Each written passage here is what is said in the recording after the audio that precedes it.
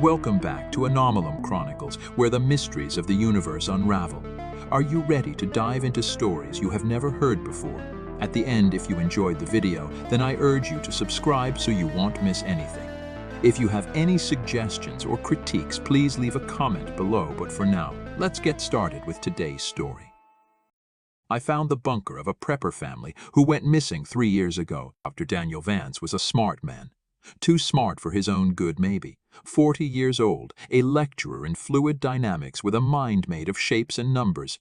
No one knows why, but one day, on a whim, he crunched the numbers on the apocalypse and came to a troubling conclusion. He didn't share exactly what it was he'd deduced, but given that he immediately quit his job and liquidated his many assets, it's fair to say it wasn't positive. Swept up in the wake of this tremendous upheaval was his wife, a 24-year-old PhD student who had grown infatuated with Daniel some time before. She loved the strange bear of a man who could just as easily build a log cabin as he could explain the idiosyncrasies of an asteroid's orbit. Speaking to Daniel always left you with the profound impression he was right. So when he told her what he wanted to do, she agreed. 15 years and 5 children later, the Vances were living in the distant woods just beyond my hometown. They were enigmatic, richer than the Pope, and extremely serious about their prepper lifestyle.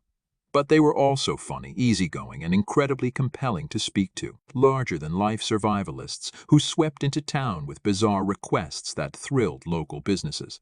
Vast quantities of cement, iron, lead, and steel were all shipped through the remote mountains so that the Vances could build their shelter.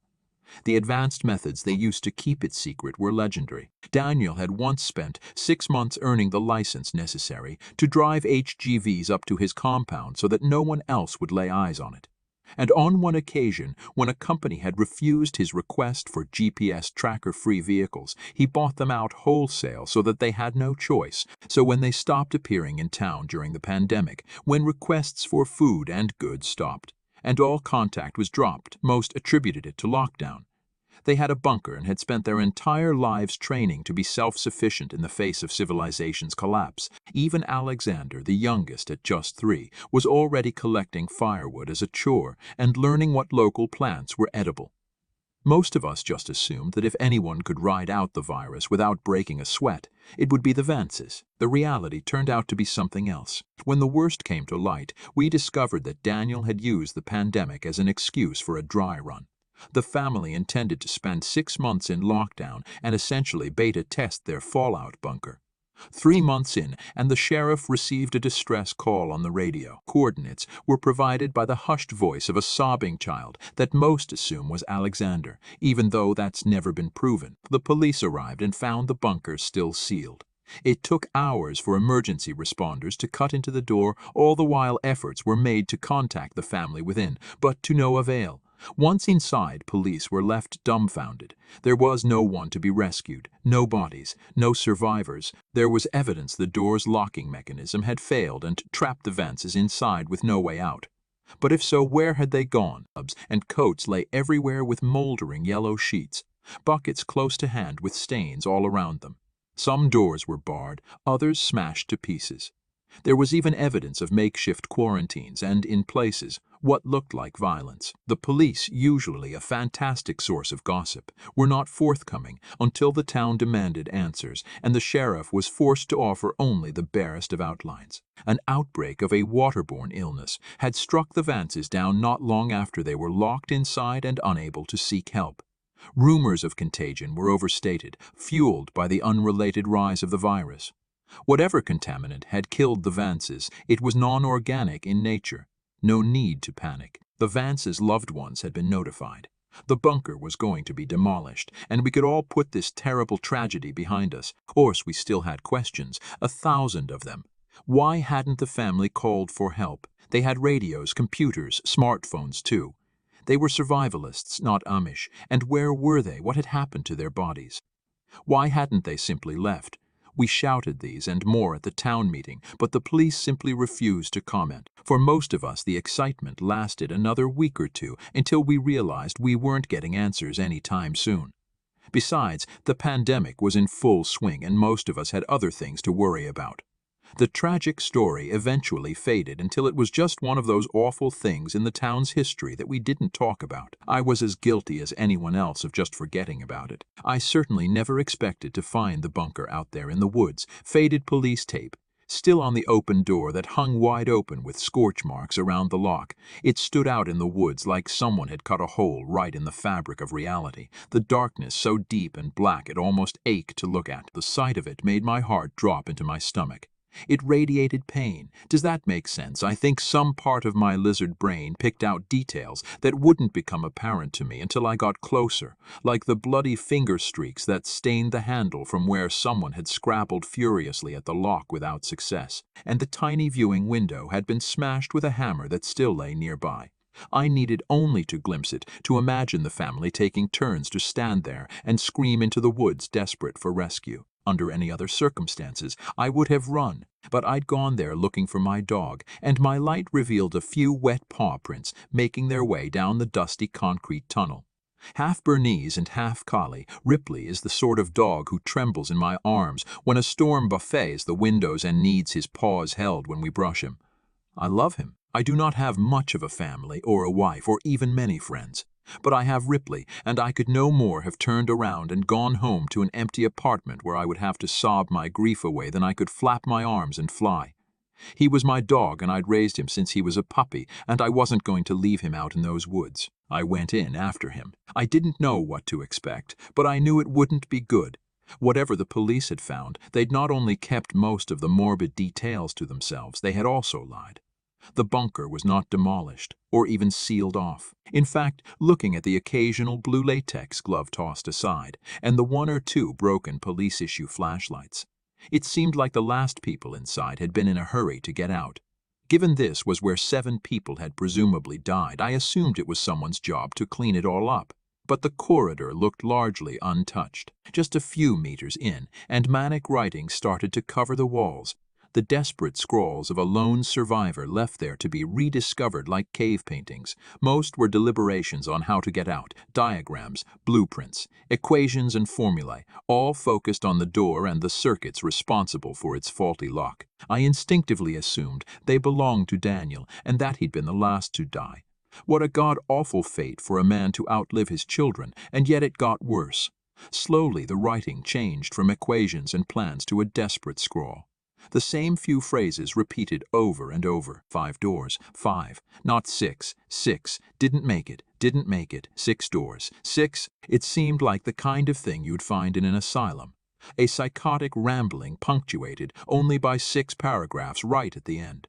Each letter was impeccably neat, and each small paragraph was topped with a beautifully drawn Christian cross. Elliot Vance, aged 15. A gifted guitarist. He liked boys, even though he thought I did not know. I loved him with everything I had. He would have made a great man. Alicia Vance, aged 14. She liked to paint and to shoot. She had her mother's mean streak. It would have served her well in the future. Elijah Vance, aged 8. The smartest of us all. These were Daniel's memorials to his family, and seeing the words lit up by my torch was a haunting insight into the overwhelming despair he'd endured. He must have realized he wouldn't get the chance to speak at his family's funerals or to write their obituaries. This was his last desperate way of making sure the world might one day know them as he did, as real people. The words marked the end of the tunnel, standing adjacent to a trapdoor in the ground. It was not open, but the tunnel came to a dead end immediately afterwards, and Ripley's prints disappeared at the hatch. I feared he might be in danger, but still I stopped and looked at the bunker door 20 meters behind me. The once gloomy forest looked so bright, even on this cloudy day, the air dotted with rain. A part of me felt like I was leaving the whole world behind as I began to climb the ladder down. I entered a large circular living space that was packed with furniture and little nooks and crannies. The walls were covered with folding beds and tables, and every inch was multifunctional. A dining space could become a sitting space, which in turn might be where someone slept or even exercised. It all depended on what particular bit of furniture you unfolded or unclipped or unfurled. 7 people in close quarters, nowhere near enough privacy. It made sense they went with this cluttered, overlapping use of space, but it was still a large room, bigger than most studio apartments, and there were a few corridors that led deeper into the earth, telling me the bunker had unseen depths. I looked for some sign of my dog and soon found his trail.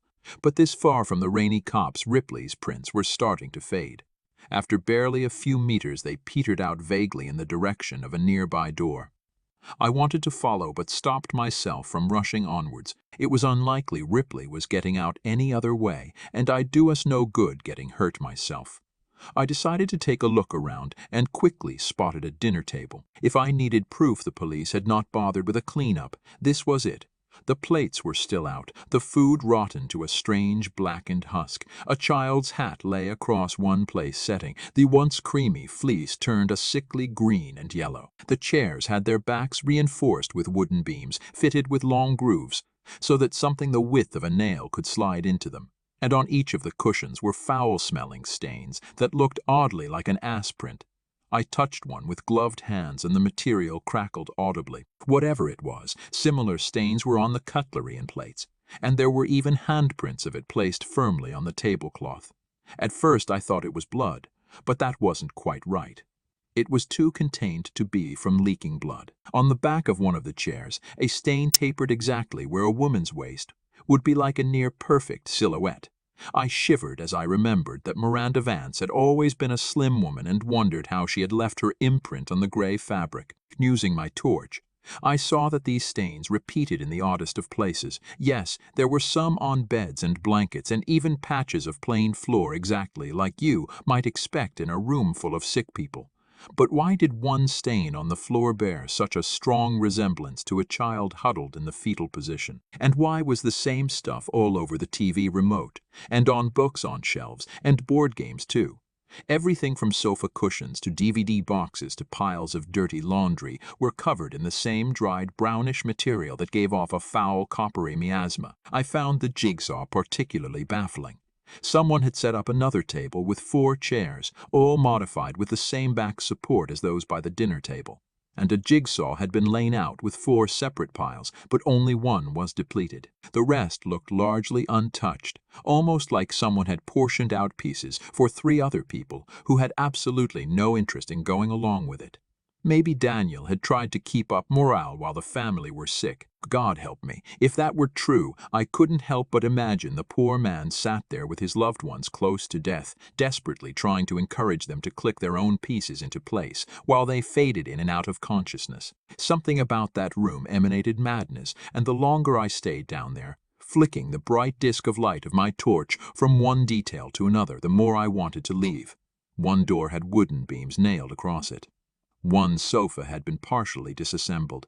Multiple beds had been burned, and all the light bulbs had been removed and put in a box on the kitchen countertop. Looking up at the ceiling, I finally had some insight into why the police were so confident the Vances had not survived despite never finding their bodies. Someone had jammed a human finger into one of the empty sockets, almost like they'd expected it to glow with a flick of a switch. What was it about this place that had caused the police to leave and never return? Not to even take that finger and test it for signs of illness, or even just to confirm who it belonged to. I decided it was time to hurry up and find my dog. People had died in that place, and while I'm not superstitious, I can't be the only skeptic who has done the calculations in his head and realized it costs nothing to be respectful of ghosts.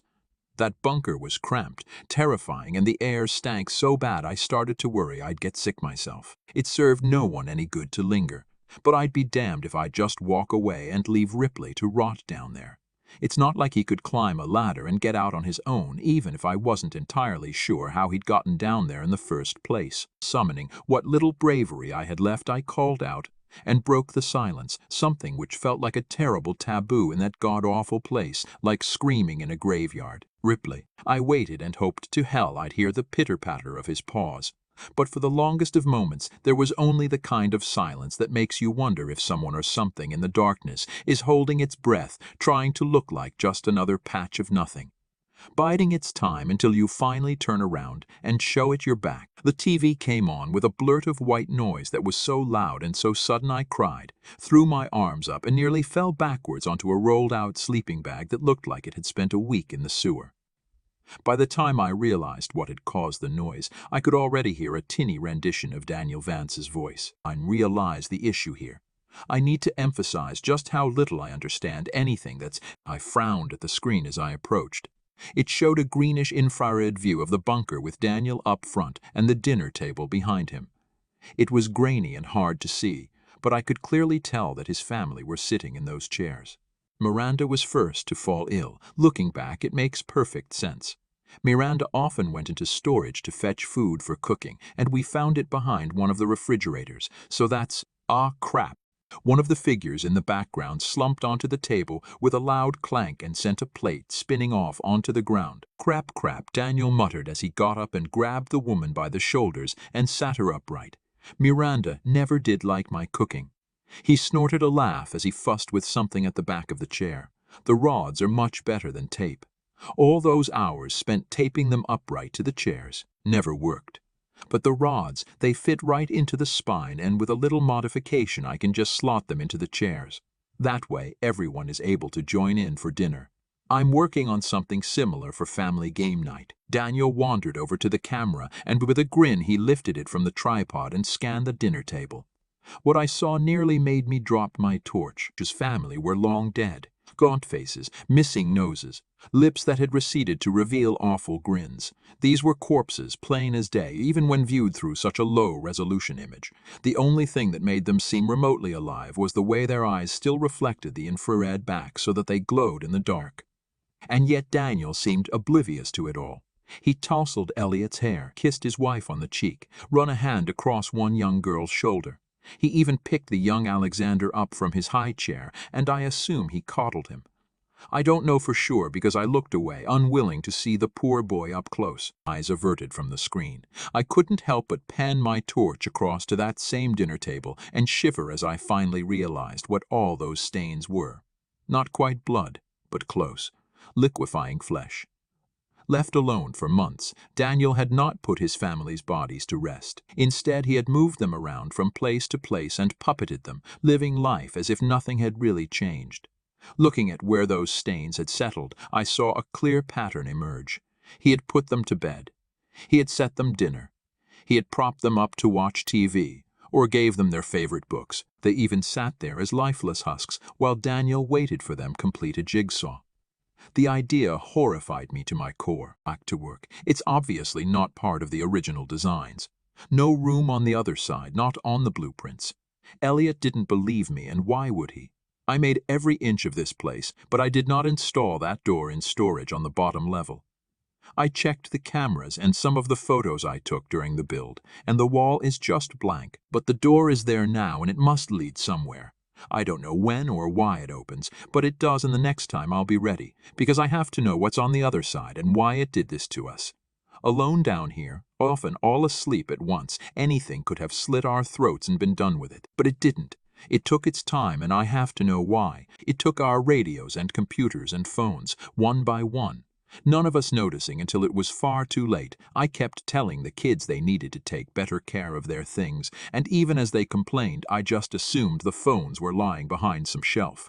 Where else could they go in a locked bunker? But it wasn't the children at all.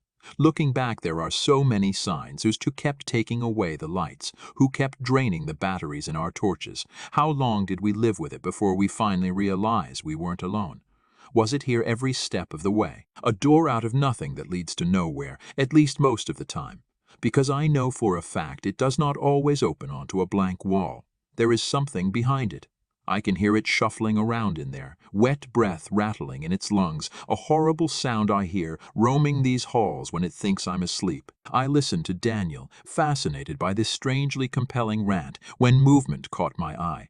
An infrared camera running in the dark, its image a roiling mess of uniform noise. What was it I'd seen? I paused the tape and rewound. Squinting, I saw two pinpricks of light in the darkness just over Daniel's shoulder. Slowly, the image resolved itself in my mind. I knew what I was seeing, and it turned my blood to ice. Miranda Vance had turned her head, and her lifeless eyes glowed as she fixed them on the back of Daniel's head. Not even any point leaving at this stage. I'm no doctor, but that door is giving off enough radiation to kill a family of 7. If none of us had touched it. Being in the same room is risky, but not lethal. But given how sick we've become, it's pretty obvious our curiosity got the better of us one by one and we all got too close. Or maybe not. Maybe that thing on the other side came through and did this. I don't even... Wait, what was that? Daniel turned and the camera stopped recording. The image it froze on was of a lone man, bright as a star in the camera's lens, facing off against unknowable darkness broken only by 6 pairs of white, glowing eyes. I became painfully aware of my position relative to the table, and I had the painful premonition that if I turned, those chairs would not be empty. I would see the Vances, all of them, Daniel as well, waiting for me. Heads turned, bodies left to rot for years in the dark. Behind me something shifted. It breathed, loud, quick.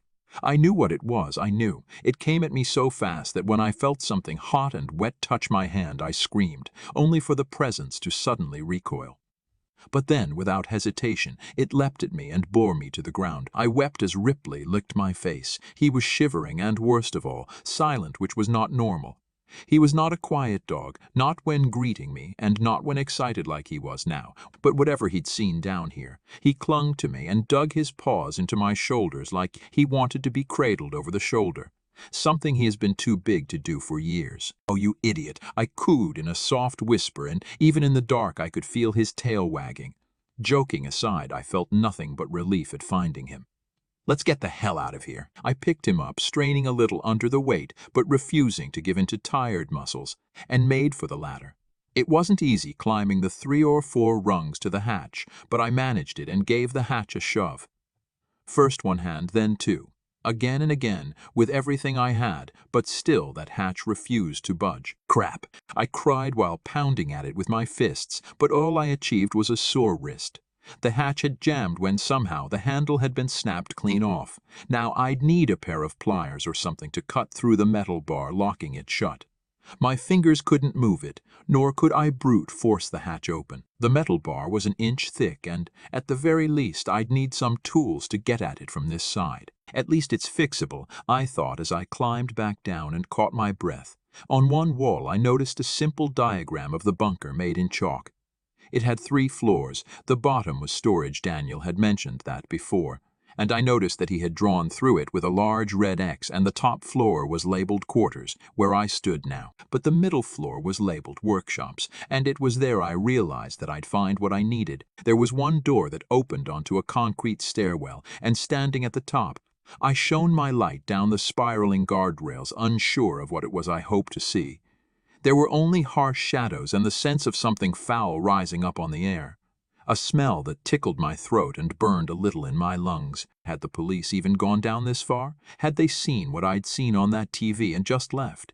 Somehow, I thought it was unlikely that had been enough to send the entire sheriff's department running. So was it something else that had done it? Something that had been enough to terrify dozens of armed men. Something that was almost definitely down there. The door. I went down quietly. At first I considered leaving Ripley behind, but after losing him the first time I decided I'd rather risk it just to know that he was right next to me. Besides, he was being quieter than I was, and I didn't feel much like going down those stairs on my own. He accompanied me with only the quiet click-clack of his paws on concrete, a sound I found deeply comforting as I barely managed to keep my torch from shaking in my hand and my breathing steady. Down 1 floor, and I found the workshop exactly as you might expect. A large space filled with generators and fuel and water tanks and boilers and heaters and pretty much anything and everything that you'd need to survive but which you couldn't put outside due to fallout. Wires, pipes, and tubes ran from one end of the room to the other, and even years later. Most of the machinery still hummed in the pitch-black emptiness, an idea I found deeply unsettling. Taking one look at that strange tangle of harsh shapes and industrial figures looming out of the walls and floor, I shivered and looked around, quickly finding a small area Daniel had cordoned off for his own use. About 1/5 of the total floor space, there was a large workbench and some seriously high-end machining equipment, all very well used: lathes, buzzsaws, drills, belt sanders, welding torches, everything a man needed to do it himself. And Daniel had been busy. Not sure exactly what it was he'd been working, but there was an arm on the bench. It sat atop a pile of papers that had slowly turned brown over the years until the whole thing looked like it had been soaked in tobacco spit. On the whiteboard was a faded, but still visible diagram of what looked to me like a ball and socket joint. I thought of the tape of Daniel's little mechanism to keep his family upright, and then looked at the arm and suppressed a momentary gag reflex. I don't know if Dan had been working on posable limbs, or just a way to put the decomposing remains back together after they'd started to fall apart. But the size of the arm suggested a pre-teen child, and he'd left it out on the surface like it was a disassembled clock. It was also missing a finger. Just how crazy was he? I wondered as I pinched my nose with one hand and began overturning boxes looking for a hefty pair of pliers, or maybe a hacksaw. Ripley backed away from the noise, but once I made sure he wasn't going anywhere, I carried on grabbing and pulling at box after box, hoping I'd find what I was looking for. Anything to break that metal bar. In the end, I managed to get a pair of bolt cutters, a crowbar, and a heavy-duty pair of pliers. One went in my pocket, one went down the back of my jeans, and the other was clutched in my fist, too large to be tucked away in my clothes. The bolt cutters felt hefty in my hand, which was a bit of comfort, but that feeling didn't last long. Something moved in the darkness, out there in the twisted jungle of shadows, cast by all those pipes and wires that ran from one machine to the next. A figure moved, thin but unmistakably human in its outline. I couldn't help but remember what I'd seen on that tape. Surely it couldn't have been real. Maybe Daniel had rigged something up. Some fishing wire and a motor, maybe, the idea that those bodies had been moving on their own. I couldn't be sure of that, could I? It was a frightening idea, one my mind had latched onto out of sheer panic. That was all. And then I saw them. A pair of white pinpricks reflecting back at me from the depths of that cluttered room. Ripley, already behind me, head nuzzled into my leg, pushed even closer against me, and let out a barely audible whine under his breath. The behavior of a dog who was terrified, close to pissing himself with fear. Just a bit of metal, I told myself as the light shook so violently in my hand I struggled to see straight. Just two shiny bits of metal. They blinked and began to come towards me. If I had any doubts left, they were dispersed by the sight of a pale white hand emerging into the light. I ran straight to the stairs and went to climb them, but only 1 or 2 steps in, and I saw something gripping the handrail on the top floor. A moldy clump of flesh only just recognizable as a fist. The flesh withered until the fingers were basically bone. Without meaning to, I brought my light up out of habit, and I saw the bloated face of a hairless corpse glaring down at me. I couldn't even tell you if it had been a teenage girl or the 60-year-old Daniel. Either way, I instinctively turned and found another body shambling towards me out of the workshop. I was trapped. Nowhere to go. By the feel of warm fluid on the back of my leg, I could tell Ripley had finally pissed himself. An adult dog, tail between his legs, shivering like a puppy and desperate to be picked up. God, I needed him to just stay together for a little longer. I couldn't take him in my arms, but I couldn't leave him behind either. With nowhere to go, I ran down and entered storage. There was the temptation to stop once I hit the bottom. Down here the air was thicker and the sounds of my breathing were muted, somehow distant, but I only had to look back up to see 3 pairs of eyes glaring down at me, so without giving any of it much further thought I barreled down the corridor and stumbled onto a door at random.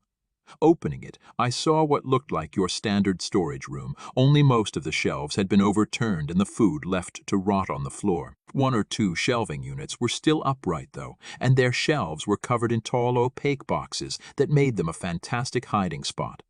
That, I decided, would have to be where I crouched down and turned off my light. I was already inside when I realized that wasn't all that was in there. The door almost looked normal. I could see why Daniel must have been confused by it, because it looked a little bit like all the other doors down there. But it was different, too.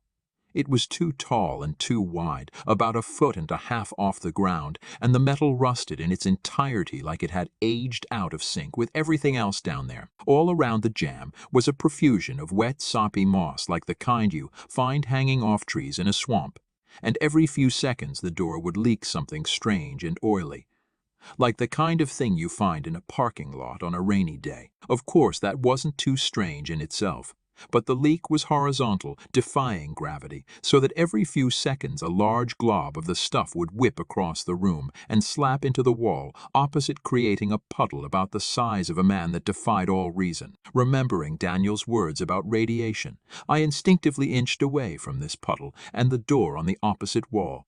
backing myself into the darkest, quietest corner I could, while I pulled Ripley behind me and hoped to hell he wouldn't give me away. Once I was in there, I turned off my light and waited. I must have taken longer than I'd thought to hide Spot, because it was barely 2 seconds later when a few figures entered the room. It was pitch black after I'd turned off my torch, but they made enough noise to let me know that at least 2 of them had stumbled in after me. I stayed there, unable to see anything, not sure if they were heading straight for me or just getting ready to leave, forced to hold out and let luck decide my fate. When I finally heard something scrape against the wall barely 2 feet from where I stood, I gave up and switched my light on, desperate to know what was coming for me. The sound had been terribly misleading. Daniel Vance was no more than 6 inches from my face. "Get out," he hissed from a toothless and cracked mouth. A living corpse just like the others. Somehow a flash of intelligence remained in those wide, terrified eyes, and then I heard it, the creaking of a door, and without even thinking I turned the light and saw it on the wall. I saw it open, and behind the strange steel there was more than just plain old concrete. Much more. I saw a raging gullet of flesh, a ringed tube of pulsing muscle lined with teeth the size of hands. A spiraling descent into madness. Hot, fetid air washed into the room, buffeting me and the rotting corpses, all of us paralyzed by what we were seeing, even if for most of the figures beside Daniel and myself they didn't have eyes to see with. "What the?" I muttered, unable to take my eyes from the flesh tube beyond that doorway. "It's coming," Daniel whispered as he grabbed me with one fist and hurled me out of the room. I hit the floor and skidded along a slick fluid left by the Vance's footprints, the smell of which turned my stomach. Perhaps the worst detail was that it was cold. I don't know why, I just expected whatever oozed them off them to be feverishly hot, but it wasn't. It soaked my shirt like I'd fallen into a muddy puddle. "It's coming." This voice wasn't Daniel's. I couldn't say for sure, but it sounded like a child's whisper. One by one, the bodies shuffled over to the open door and knelt before it. I don't know why, but I got the impression the others had lost pretty much everything left of their minds, but Daniel remained aware. He looked back at me once more and spoke before he pressed his head to the floor in supplication with the others. "The only thing we did wrong was being here for it to torture. It didn't need a reason, just an opportunity. Leave. It won't let us go, it won't even let us die, and if it catches you, it won't let you go either." His forehead kissed the dirt, and then something reached through the door and gripped his head in its palm the way you, or I might pick up an apple. In full panic, I ran over and grabbed my dog and the bolt cutters, and I ran like my legs were pistons, machines whose signals of exhaustion and fatigue could not slow me down or cause me to fall. I had to move. I had to leave. The hand that had grabbed Daniel, the sight of it flushed my mind, clean like some kind of enema. It hurt to see the image replay in my mind. But there was nothing else in my head echoing around except the sight of fingers with one too many knuckles, and nails as large as a smartphone. I reached the top floor and nearly collapsed from breathlessness, but I wouldn't let myself stay down for long. I crawled over to the ladder and climbed up, and immediately went to work trying to cut the metal lock. It was hell with just one hand, the other clinging to the torch that I kept frantically pointing at the door behind me, and it wasn't long before I fumbled one too many times and dropped my only source of light. No, I mewed, but there was no time to look for it. I had to get out, and I had to get out fast. I couldn't see, but I was sure I could hear something climbing up those stairs. Not the steady thump-thump of human feet. No, this was different. This was a rapid pitter-patter of a spider maybe, something with hundreds of feet or hands, or God knows what, skittering along the floor and walls and ceiling, pulling itself along with a body whose mere shape would offend God. Using all my strength, I leaned hard on the bolt cutters, and at last the bolt gave. I threw the hatch open and got just enough ambient light to see Ripley hovering at the bottom of the ladder, growling ineffectually at the doorway. I crouched down, scooped him up, and fled up the ladder so quickly that my muscles turned to jelly at the top, and I fell over onto hands and knees. But still I was out. The long corridor covered in writing was ahead of me, and at the very end a doorway capped now by the tired blue light of a full moon. Ripley needed no encouragement. He whipped down the corridor with canine speed, and I followed at a broken and stumbling crawl, eventually shouldering past the open door and collapsing onto the forest floor. For a few seconds I drifted in and out of consciousness, but when I looked up and saw the canopy overhead moving, The branches backlit by a full moon, I snapped awake and glared down at something gripping my ankle. The hand had reached out of the dark and seized me and was slowly dragging me back into the earth below. Whatever it was, most of its body lurked out of sight in the shadows behind the doorway. But the hand that crushed my leg was the size of my torso, with an arm that looked like it belonged to a mole rat. It struck it with my own fist. I dug my nails in. I cried and kicked and screamed, but nothing could stop it. From behind the door, something like a face grinned and leered at me with joy. It was taking its time, sure enough, pulling me in so slowly that it gave my mind all the time in the world to appreciate the nightmare that awaited me. I think if in that moment you'd given me a gun, I would have shot myself, because God help me, I couldn't escape the look in Daniel's eyes, how he'd knelt to worship this thing like a man who knew that hope or pride or joy or anything, with even a hint of goodness to it, was so far out of reach for him it might as well be a dream. How long was this thing going to keep them down there? How long did it intend to keep me? I wept like a child, feeling like my mind was slowly cracking as I tried everything to stop that thing from pulling me into the shadows. I kicked at the earth. I dug into it using my hands, looking for a root or a pipe or anything to hold on to. Nothing. Nothing. All I did would just slow it down. I was no more than a foot from the doorway when Ripley reappeared. A dog afraid of hoovers and plastic bags and doors that move on their own. A dog who once got stared down by a particularly feisty rabbit who stopped mid-chase and turned around, baffling the predator on its tail. A dog you couldn't even watch scary movies around, and he lunged at that arm like he was a wolf, like he'd always been one. And while he didn't quite break the skin, the pressure was enough to make the thing's grip weaken, and I slid my leg out, in old to stand. I knelt and grabbed the dog and pulled as hard as I could, and now that thing bled at last as the pressure of the jaws and the sliding teeth ripped into its flesh. Together at last, Ripley and I were let go and sent rolling backwards head over hells. I wasted no time waiting or looking or processing. I heaved the dog to my chest and crawled until I passed out, making it maybe half a kilometer away. Only when I could no longer see the door did I let myself fall to the ground face first and gave up consciousness. The doctor said I had pneumonia, which I suppose made some kind of sense. I might have even believed them were it not for the sheriff's visit, asking strange questions of me as I lay in bed about what I may or may not have seen. I dismissed them to the best of my ability. I wasn't interested in chasing that particular nightmare down, figuring out if it had been real or not. At least not while I lay there half drowning in my own infection. To be fair, I had at least some sympathy for why the police had done so little to seal that place off. I have, on occasion, thought about going and doing the job myself.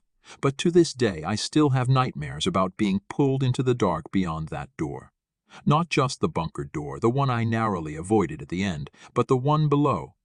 What I saw was a kind of madness. I'm sure of it, and I often think of Daniel's words. It didn't need a reason, just an opportunity. Somehow, the Vances were that opportunity. Maybe they built their bunker on a ley line, or a weak spot between dimensions, or the site of former satanic rituals.